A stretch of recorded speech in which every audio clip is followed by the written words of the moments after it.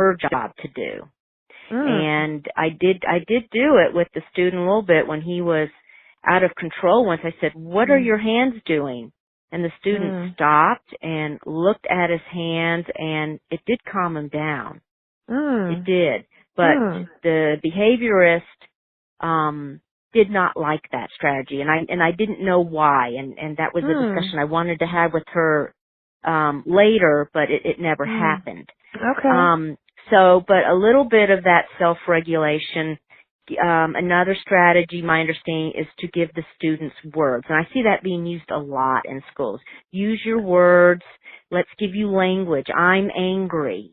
I'm upset. I'm frustrated. That's another one. I think that works with some students. Yeah. Others, it's still meaningless to them.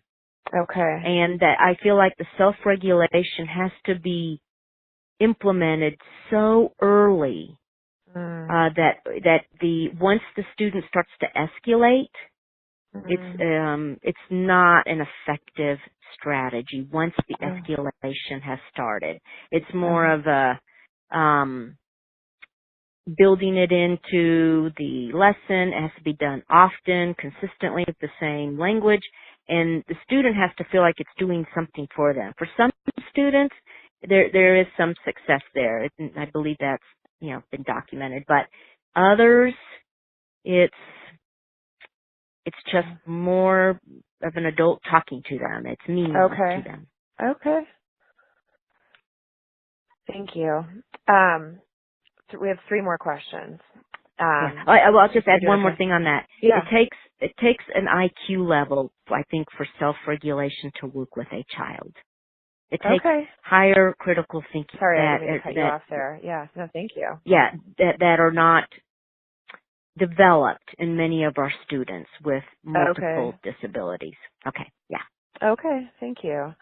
Karin, how does dealing with challenging student behavior impact your daily work and how you focus your time with students amongst the rest of your job responsibilities? It impacts the day greatly. It often turns into not the question of what am I going to teach today.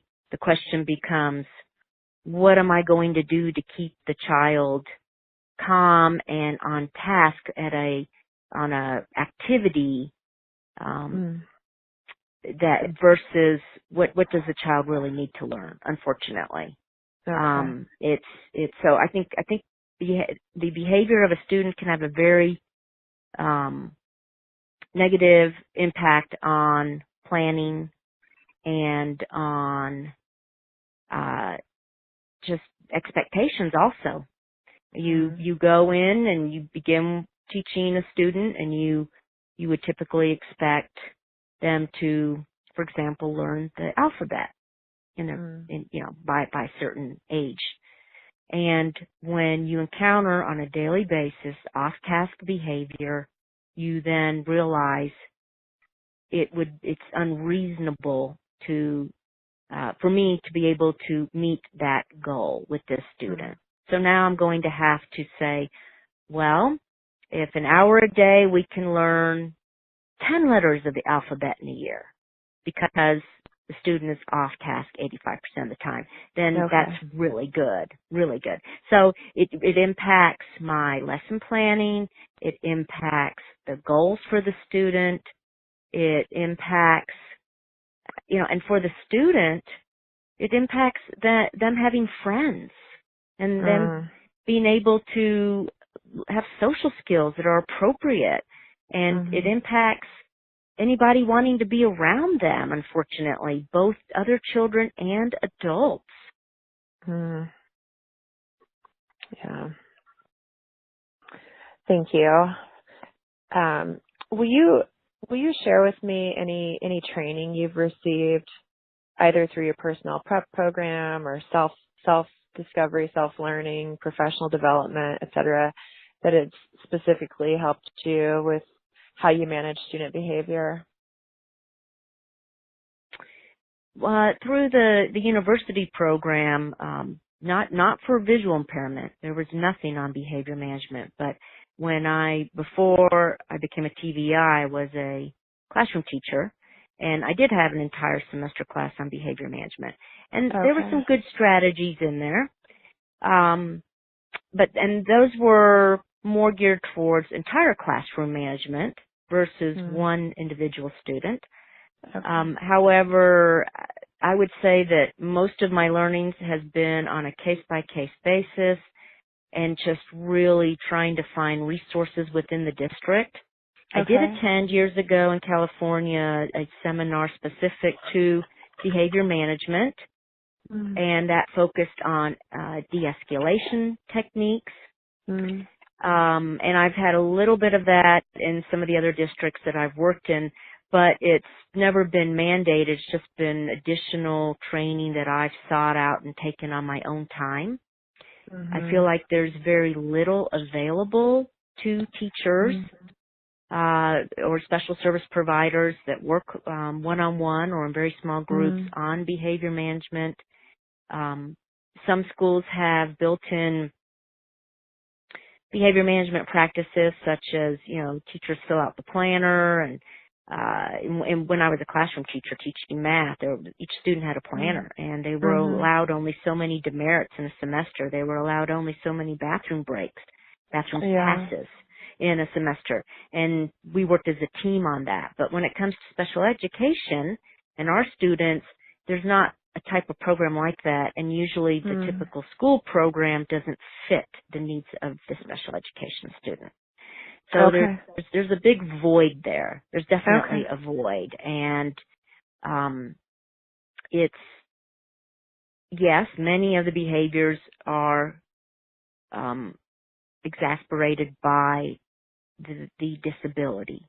However, that doesn't mean we don't need more interventions, more training, and that something shouldn't be done. And I feel like all too often it's just overdone. And part of that could be the laws around you cannot suspend a student that receives special education students until you've done a lot more paperwork and a lot more meetings and notices and actions. I think schools are very reluctant sometimes to implement behavior plans for students receiving special education services. Okay. Thank you. My last question is, in your current position, what types of support do you have for managing behavior with students? I know different administrative units have different kind of systems in place. To my knowledge, and I've asked, there are no district-wide behavior specialists.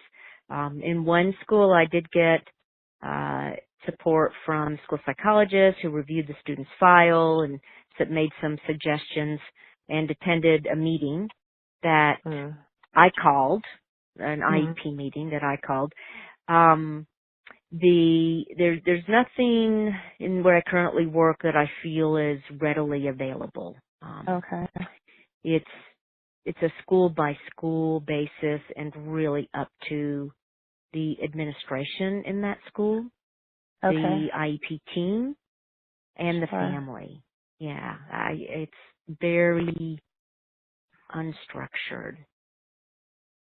Okay. Thank you.